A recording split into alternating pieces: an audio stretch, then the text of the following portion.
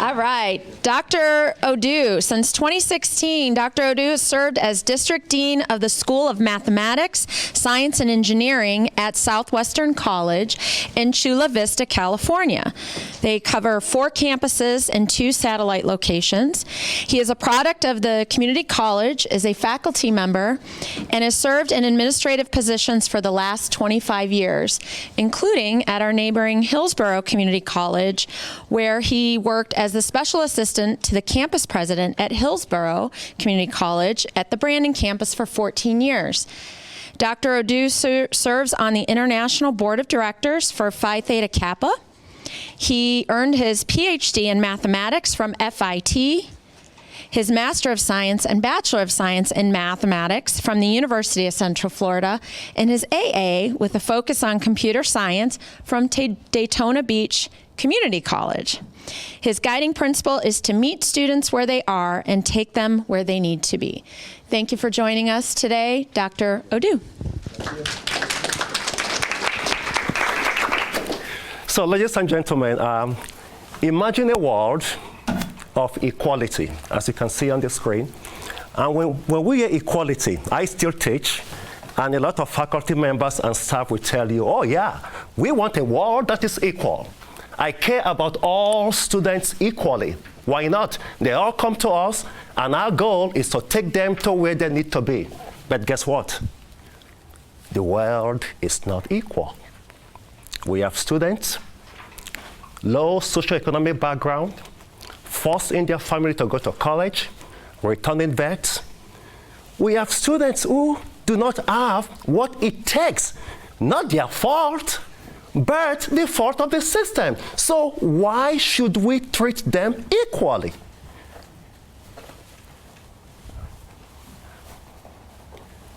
Oh, I thought the light was working. I should have used mine.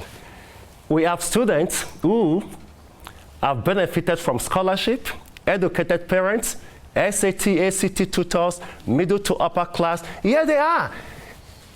Why should we treat them equally? They are almost grabbing graduation. They are almost towards the end of success. And majority of community college students, that's where they are. I was one of them. So why should everyone treat us equally? In contrast to equality, equity redirects resources to the pathways with the greatest need to fix barriers and intentionally provide support. Ladies and gentlemen, the days of asking ourselves the question, are students' college ready? It's gone. The question now is, are colleges ready for the new generation of students we have? That is the question. With an increasing diversity of student success is at a turning point between rhetoric and reality. The problem is vast and complex, and the work consuming and slow. Oh, it's a very tough work. It's not going to be easy.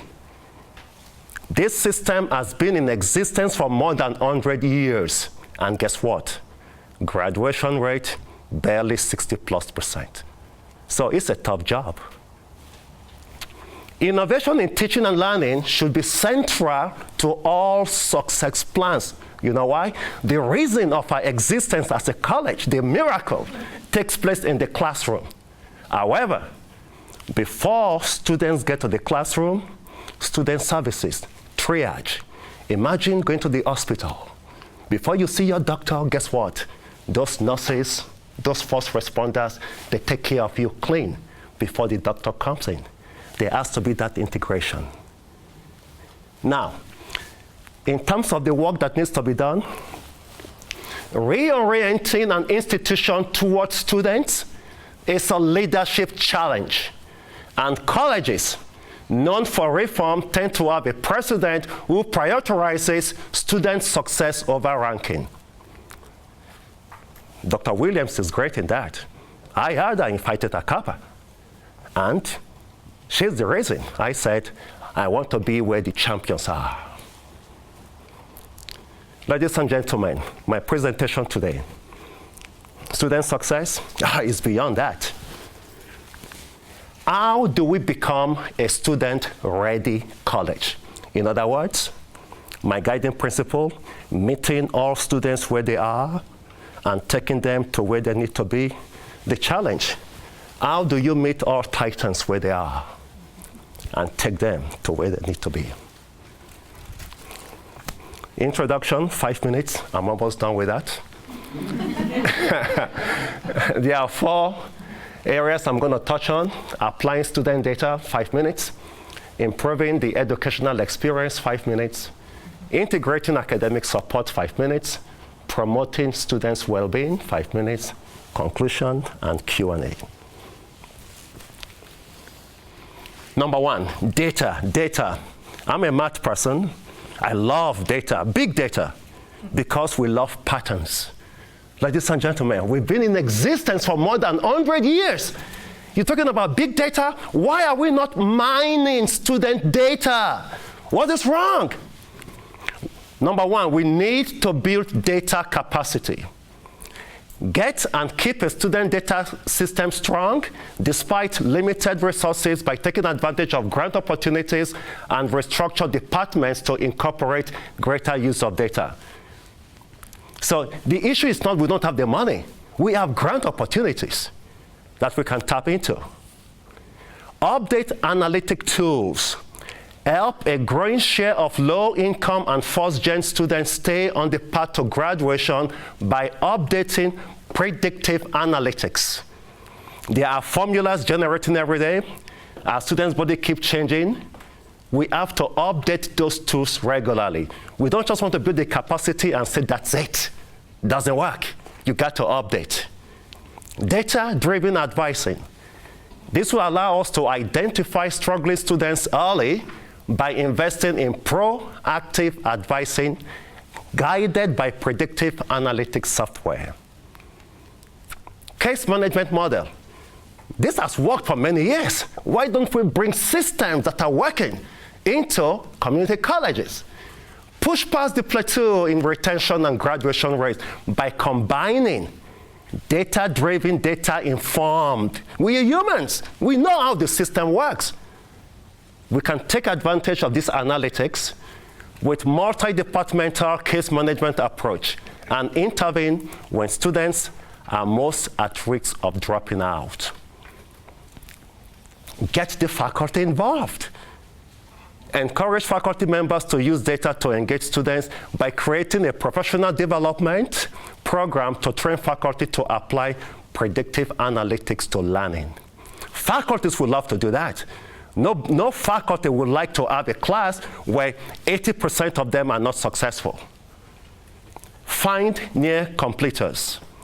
Help people who dropped out to return to earn their degrees by mining data to identify those close to graduation and lure them back with scholarship and strong advising. In terms of data, here's the takeaway. Collecting and analyzing student data lets colleges identify broad patterns and individual needs. Algorithms that flag students at risk need continuous tweaks to remain current and accurate. Cross-functional team. It takes every one of us working together to help the system work better for everyone. Look at your mission statement. There is nowhere there it's stated. Only faculty can get it done. Oh no. Faculty, staff, from the janitor to your governing board members, we are all a team. Cross-functional team, integrated system. That is the only way we can get this system working better for everyone. From offices, including admissions and financial aid, they can help us better interpret our data. Because a lot of these folks are the first responders, the frontline staff, they know our students. And the beauty, some of them were also students here. And they know what worked and opportunities for improvement. Effective intervention, which require consideration of who reaches out to a student, when, and how. It's not we're just going to help them. No, how do you do that? Do you provide emotional support? They're human, they're not machine. Sharing data, again, with the faculty can prompt innovations in teaching and learning, the reason for our existence as a college. Number 2, improving the educational experience. We want to tailor remedial and gateway courses by revamping remedial and gateway courses to improve student performance, again, using software to teach some of our courses. I teach math. A lot of students can do better when they work in a software, with software in modules. We can offer core requisites. Student can be taking college-level math at the same time, on-demand resources. If you need help with factoring, boom, it's right there. We can redesign gateway courses to be more customized to student needs. Ladies and gentlemen, college algebra is not the only pathway to the essential life. It is not. Students can take other math courses and they can make it through to the finish line. Use adaptive software, courseware, in an interactive space. We want a space that is free where students can mingle and work together. We are training them for the future. We are training them to be collaborators. Why put them in a classroom and they cannot even walk around with an instructor that just stays in front? No, this is how I teach. When I teach math, this is what I do. And my students are interactive, they're talking, we have a ball, because that is the meaning of teaching and learning. Let students explore without wasting credits. Increase the graduation rate and reduce time to degree by creating meta majors. And you folks are doing meta majors now. But guess what? Imagine meta majors with a completion team. For each major, have a completion team. That will go places. So we can do a little bit more. Group students in career-focused cohorts, like meta majors. Maintain high retention and job placement levels by placing students in academic peer groups, by degree tracks, and involve industry leaders at every step. Your career, technical education, you want to work with the industry. Full-time enrollment. Help more students stay on track to graduation by combining financial support with extensive advising and steadily expand the program. This came of guided pathways. Student guided pathways says, students can do it in 2 years, but at what price? By taking 16, 17, 18 units. That's full time. Are you going to let them do it on their own? No. Provide the support for them to make it to the end. Flexible academic calendar. Adjust the academic calendar to suit a new generation of students by re-engineering the traditional 6-week semester into, say, 2 8-week terms. We do it in the summer. Why not in a regular semester? Who came up with the Monday, Wednesday, Friday schedule? Monday, Wednesday, Tuesday, Thursday. Why not Monday, Thursday? Giving students 48 hours to do their homework, take care of their loved ones, and then go to school. Again, I teach Monday, Wednesday, right? 7 to 9 p.m. I still teach. I give my students homework, and guess what? I expect them to come ready to learn on Wednesday. They have jobs. They have families. Come on. How are they going to do it? So, next academic year, my school, we are now introducing, piloting, Monday, Thursday, Tuesday, Friday. Think about that. Wednesday, Saturday, 48 hours. Is it going to work? I have no idea. Really. But guess what? It's worth trying. After all, someone came up with Monday, Wednesday, and we're still sticking to it. 100 years. I don't think it's working that well. Streamline the transfer process, improve access to four-year colleges, and raise students' graduation rates by offering guaranteed admission to local students with an associate degree, because we have a 4-year program here. Are we encouraging our students? Do we have access for them to go in because they are one of ours? And those who want to transition somewhere else, do we provide support? Or is it, okay, you gain admission, bye, see ya? No, they are alumni. We can get money from them later on.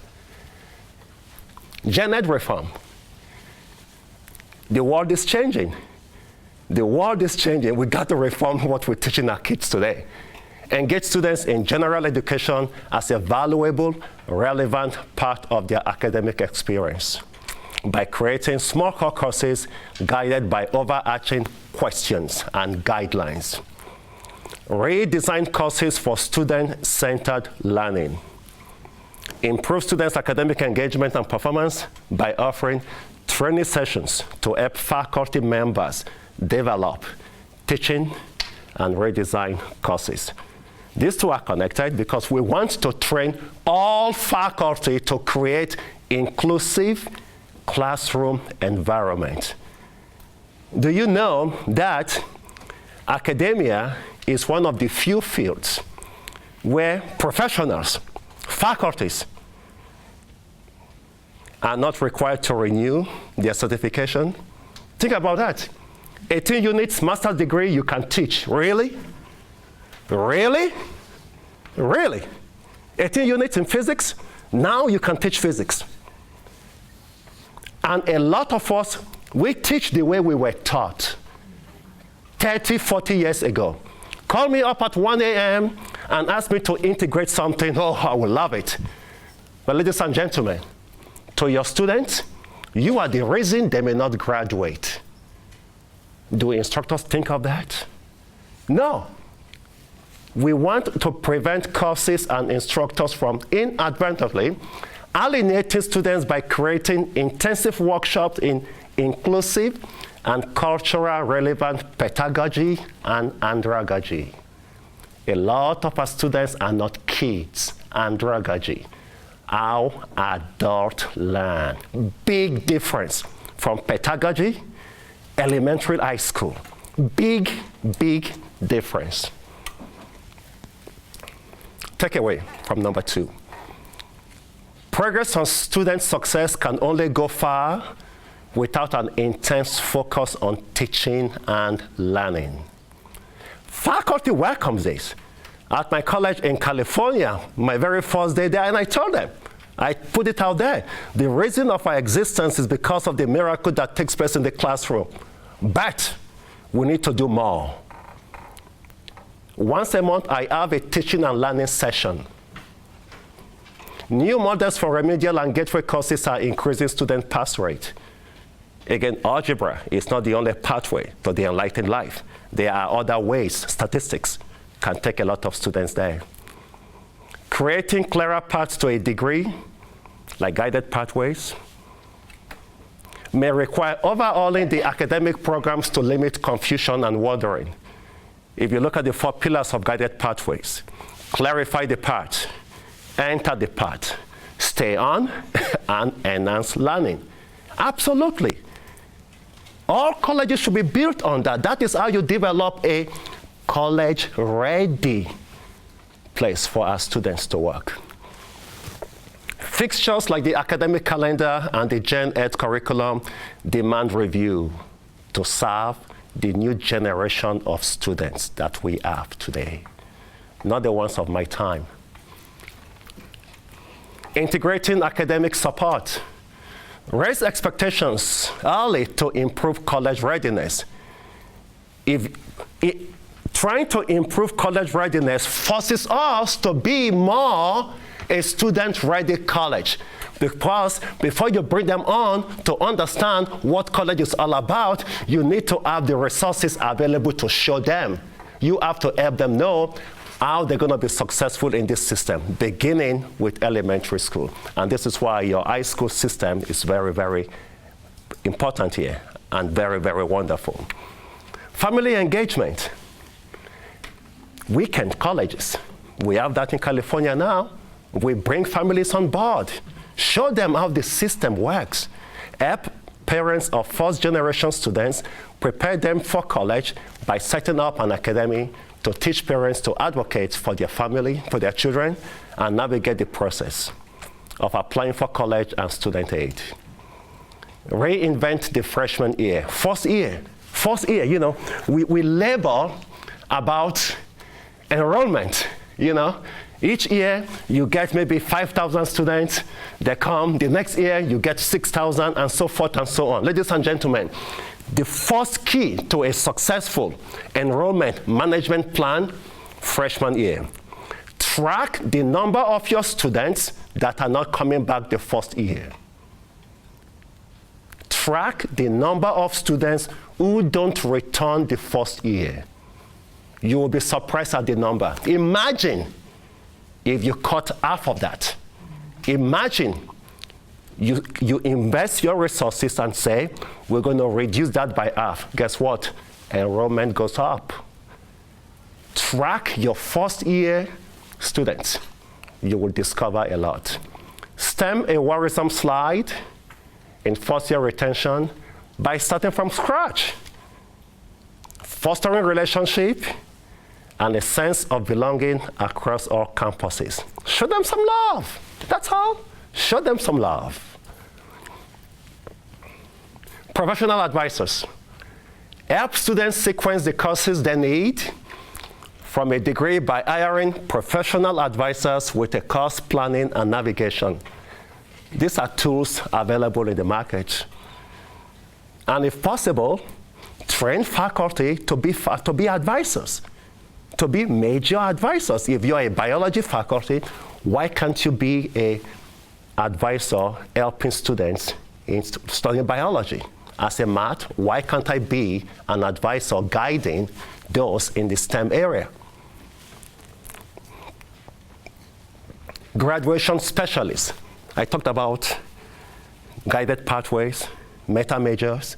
Yeah, support students near graduation through that final stage by creating graduation specialists. Focus solely on the barriers to graduation. Just a little nudge, that's all they need. Embedded tutoring. Help students who are not coming to the writing center or the math center improve their skills by bringing those centers to them. They don't want to go to the math center. Bring the math center to the classroom. Let them introduce what we have, the services, the beauty, the opportunity that is out there. Create a program that embeds student tutors, or some people call them supplemental instructors, in courses across several disciplines. Peer mentorships. Empower students to counsel their peers. Encourage students who are struggling personally or academically to seek help by training paid student mentors and make them easily accessible alongside their peers in class. Online student community. Online doesn't mean out of bound. Offer online learners more personalized contact. Communicate more effectively with them outside of class. Conduct surveys. Try an app or video chat. And once in a while, send them the regular snail mail, again, to let them know we still care about you. Or, where have you been lately? Some of the takeaways here. Integrated support, like tutoring and mentorship, means more students who wouldn't seek help will get it. Students don't just do it. Sometimes we have to take it to them. This generation of students, Gen Z, they need help, but they do not want to say anything. So we have to lead the way. A student-ready college is a proactive institution that will lead the way. Encouraging local community members and families to aspire to higher education can improve college readiness. Each stage of the student journey presents its own challenges, like fostering a sense of belonging or removing administrative obstacles to graduation.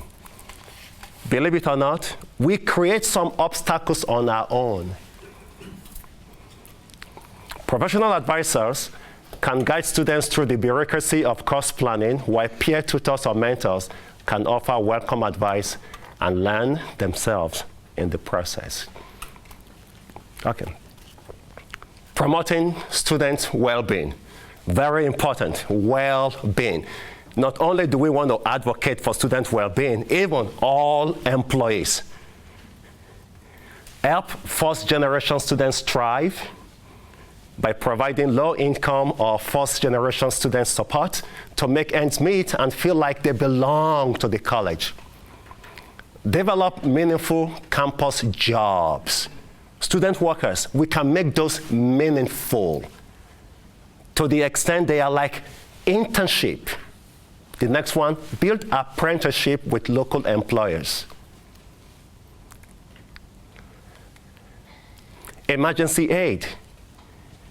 Sometimes students cannot move on. Why? Because they are owing the college $15 to $16. We put them on hold. It's out there. Give students just a little financial safety nest. That's all. And that could stop students from dropping out because of unpaid balances they owe the college. Social safety net. Tackle poverty with a culture of caring. Some colleges are now called caring colleges because they want to show students that they do care about them. Addiction is a problem. Support students recovering from addiction to the extent that you may even designate a space for recovering addicts. Takeaway here. Many students have a lot to overcome, and colleges are trying to piece together the scaffolding to support them. Beyond financial aid, modest sums to cover grocery, medical bills will go a long way. Career development in the form of job experiences on campus can help. To understand and meet student needs, we may have to survey, get a focus group beyond our SGA, because our students are beyond the SGA, and have conversations with them. Conclusion. Dive into the data. You cannot help your students if you don't know who they are. Dive into the data. Examine your institution. To what extent are you student ready? Before quickly adopting any approach, evaluate whether we have the necessary conditions and infrastructures to make it work. Try process mapping or diagramming how SPC operates from this perspective of a student. Then look to simplify the message we send them and ease their navigation. Conduct focus group with students or survey them, and listen to people on the front lines, the first responders, from student services, admission, financial aid, to the janitorial staff. They clean the classrooms at night. They say hello to the students. They know a lot of what those students are going through. Build a cross-functional team. We are not alone. Mission statement. It takes every one of us working together. It takes a village to raise a child. It takes a village to raise a child. Invest in professional development. Every one of us should have a goal. If you want to be the best secretary, we're going to give you the tools to become the best secretary. If you want to be a dean, we'll guide you how to be a dean. Professional development is very important. Remember the classroom, the miracle of our existence. Tackling attendance and grades won't get any college very far without improving actual instruction. Innovation in teaching and learning in terms of both technology and andragogy, our adult learn, should be central to every student success plan. Engage the faculty. Don't overlook the adjunct. They carry a lot of the weight. Don't overlook the adjuncts. They carry a lot of the weight. Allow for failure. Remember my experiment? next semester, I am going to allow for failure. If it doesn't work, opportunity for improvement. If it doesn't work, opportunity for improvement. When you examine a college, allow for failure. Colleges are pursuing the important goal of helping students thrive under public pressure to get it right. And presidents may be eager to see progress. That can make it hard to admit when something isn't working, never mind examine why. But some efforts will fall flat. Some tools will not deliver, and graduation rate may not budge. Colleges should expect to experiment and fail, maybe a few times, and openly acknowledge as much. That honest reflection will help people learn from mistakes, make adjustments, and try again. We should all be in a very safe space without pointing fingers and let people fail. Only then can we grow. Here are some of my references. Guided Pathways, The Future of Learning, The Future of Enrollment, The Adult Student, The Next Gen Student, Student Success Redefined, General Ed Reform, and The Chronicle of Higher Education. Thank you.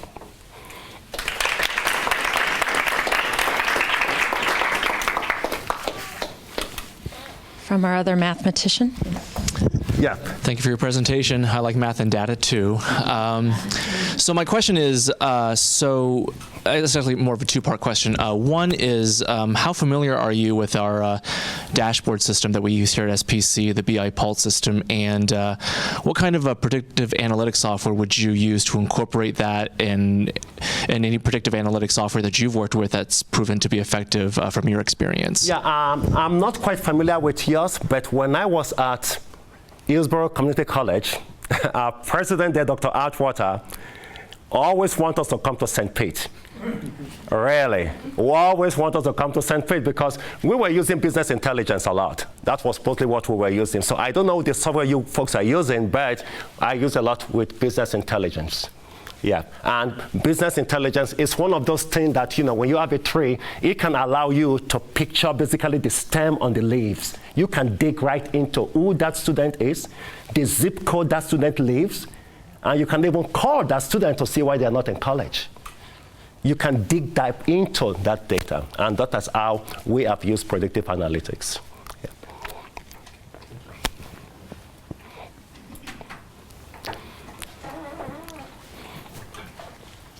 In your presentation, you talked about career-focused cohorts. Yes. Involving business and industry step by step. Can you talk to us about a little bit? So, very good point, very good point. Now, at my college in California, my very first semester there, they have a farm tech program. And I met with the advisory board, and my very first question is, okay, when students graduate from this program, what jobs do you have for them? And they said nothing. Really? And I said, no way. I called the academic senate president. I met with my VP. I said, we have to end this program. I do not want a program that leads students to nowhere. I do not want a program that gives students just minimum wage job. Absolutely not. I want a program that will allow my students to be competitive. If they choose to transfer, I want to create that pathway. So how do I create a program that allows my students to be competitive in the working field, the industry? Not only did we get rid of the program, we were able to connect that program with biotech. So my farm tech now is now under my biotechnology program. And that is a booming industry in Southern California. And I didn't do that alone. No, I won't take the credit. We work with our industrial partners along the way. So when we have students in the program, they have internships. Those business partners take them as interns in the summer. That is how you involve the businesses along the way, working with your student, and especially when you want to create your internship opportunities. Because in California now, internships have to be paid. So we are now finding a way to work around that. Can we create some internally? Can we invest in our own resources and build our own capacity within? That is why I brought up the idea of internship opportunities. student workers, make them students interns. Thank you for your presentation. I really enjoyed, as a faculty member, I really enjoyed you hearing you say that the classroom is the miracle of our existence. I really appreciated that. I did have a question. You mentioned data just a couple of times. I did have a question. You mentioned sharing that with faculty. How would you go about sharing that with faculty? And could you give us specific examples? And then also, how would you motivate faculty to get involved in the professional development opportunities that you were talking about? Again, you see, as a faculty, again, this is one of the reasons I still teach. Because it's very easy to say, okay, faculty, you go do this. Oh, no. I show them I am still doing it. At my college, I am an adjunct. My full-time job is a dean. I applied to be an adjunct. So the way they treat all adjuncts is the same way I'm treated. So I work with faculty. Here we are. What is our goal is to take students from one point to the other. Yes, I can teach math all day and I end up with 30, 40% success rate, but is that all? Don't you want to know who your students are? And that is how I engage my faculty. It's not easy at the beginning, because a lot of them have been doing the same thing over and over and over again. A lot of them are tenured, and for all they know, teach your 15 units, do your office hours, and leave. But engage your faculty, engage them right from the interview process. I've been able to hire about 7 faculty, every one of them equity-minded faculty. During the interview, it's not long, we no longer have a 15 minutes demonstration. More than that, where we engage. How do you teach students? And it is not a demo to mathematicians like you. Oh no, we bring in students and we make it interactive. Look, any teacher can teach a student to pass a class. Can you prepare them for the next level? And I want to see that. I want that engagement. And you can get your faculty involved. And one thing I do with my faculty is, if you believe what I'm asking of you is too much, tell me how to do it. Tell me how to approach you. I challenge them. Tell me how to approach you. Look at your success rate. My college, physics, success rate was about 40%.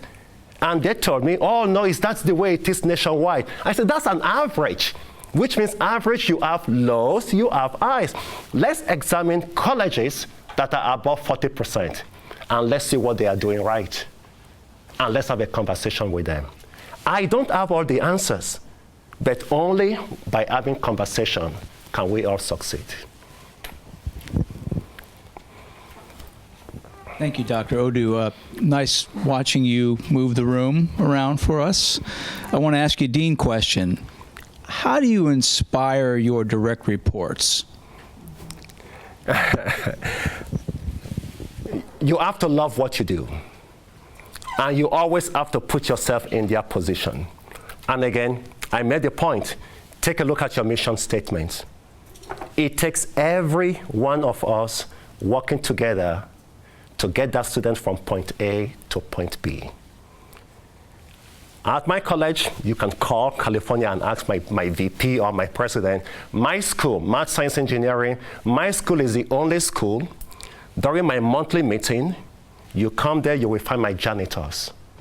Nowhere else. Why? Because they are part of the system. Without them, the classroom is a mess. You cannot have a classroom that is conducive to teaching. Imagine you come here, you sit dirty. How can you sit there? We need them. It's a system.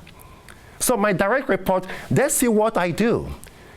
They see that I am out there for them. I fight for them. As a team, we work together as a team. Yes, the buck stopped with me, but I will take the fall for you. When everything goes wrong, I will be the one standing that it is my fault. Absolutely. When we go back in, we can have a personal conversation, but out there, I am for you. I'm your cheerleader. And if every direct report see themselves as the cheerleader for the folks working with them, it makes life easier. I have your back, always, because it's a teamwork. Keep that in mind. We are a team. And we work in an integrated system. Yes, I'm in academic affairs. When I came on board, you have academic affairs, you have student services. They do not work together. And I said, whoa, the student taking math is also going to take English, right? It's also going to take sociology. Don't you see that natural need for us to work together? You call my office, two phone rings, someone will pick it up. That is the standard. 2 rings, you pick it up. You have a question from student services or any department, not only are they going to tell you who to speak with, before you go there, they will call that office. Mr., Miss, this person is coming, make sure you deal with this person. It's a college culture. Again, how do we help the system work better for everyone? Take a look at your mission statement. Start working with that. Your direct report, they have to know why we are in this business. We are in the business of student success, helping all students finish what they started. But your direct reports, though, are not alone. Do they have goals? I tell my directors, you want to be a dean? Stop by my office. There is no position in academia that is a life sentence. You want to be a VP? I will help you get there. Why not?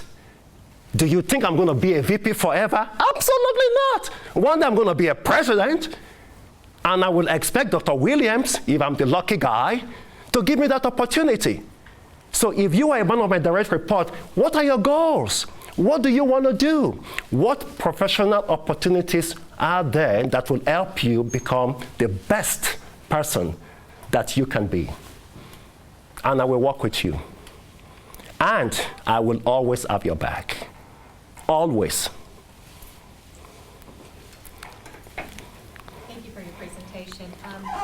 When looking at the limited budgets that we're all dealing with now, how do you process or initiate the requests for new faculty and also the requests for new programs?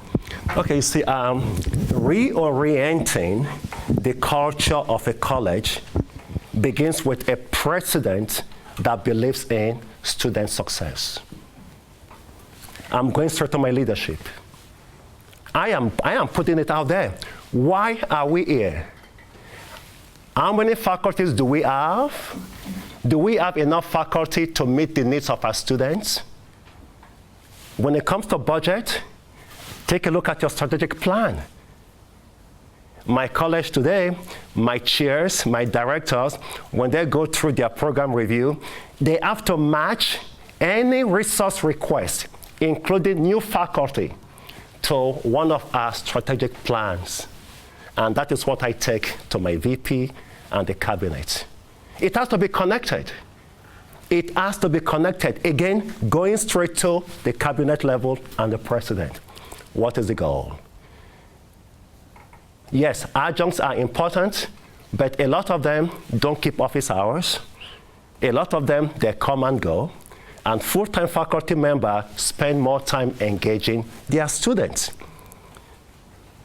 My school, Math, Science, Engineering, we have centers across. My school is the only school where full-time faculty members teach at the centers. Why deny students the opportunity to engage full-time faculty members who have enough time to deal with them? Not adjuncts who just teach and go. That's wrong. That's not equity. Equity is beyond the color of your skin. No. Equal opportunity to all students. They are all students, and we want them all to be successful. So whatever it takes to help us fulfill our mission statement, if that means getting new faculty members, if that means committing money to our academic services or professional development, we're going to be on that battle. We're going to take it to the cabinet. And I will be there fighting for it. Yeah. We have time for one brief question. Brief, okay. Remember now, brief. 2 short questions and 2 brief answers. Good afternoon. Thank you for your presentation. You're very welcome. You mentioned a few times about raising expectations early to improve college readiness and encouraging families to aspire to college and the importance of family engagement. How would you go about increasing college readiness in K-12? Okay. In Florida, we went through this. Was it Senate Bill 1720, 1270? I always flip that up. 17, indeed. In Florida, we now have it AB 705. Before I left Florida, Hillsborough County, that's where we are. We were working with the high schools. What we were trying to do was bridge that gap. We went through the intermediate algebra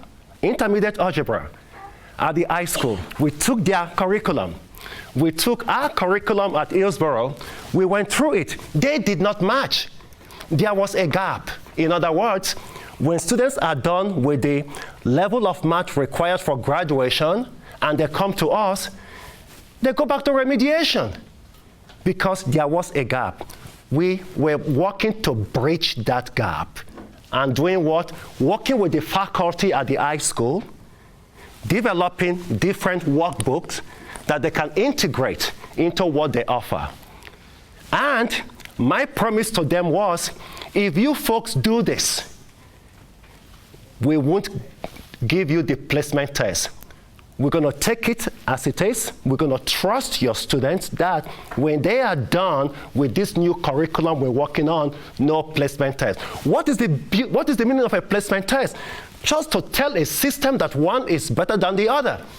Right? Placement tests, colleges tell high school they are not good enough. When they transfer, some of them take the placement test saying, we are not good enough. No, cut that out. But before we could implement this gap, Senate bill came into being and just shut that down. But think about that. Think about the beauty. Imagine if colleges work with their peers in K-12 to bridge that gap. We are all in the same business. It's not a competition. The students, the goal is to have this pathway, right? Elementary school, middle school, high school. Most of them will not go to the 4-year college directly. They're going to come to us. Why don't we bridge that gap? Conversation. In California today, we're doing the same thing, working with the superintendents of the school district, bridging that gap. You're welcome. Thank you, Dr. Odu. We appreciate you being here with us today. That's all the time we have, but we know we'll see you tomorrow afternoon. Yes, indeed. Thank you so much. Okay. Thank you so much. Yes, indeed. I'm sorry for, I'll put it this way. Thank you for putting up with me. Thank you so much. Okay. Yeah.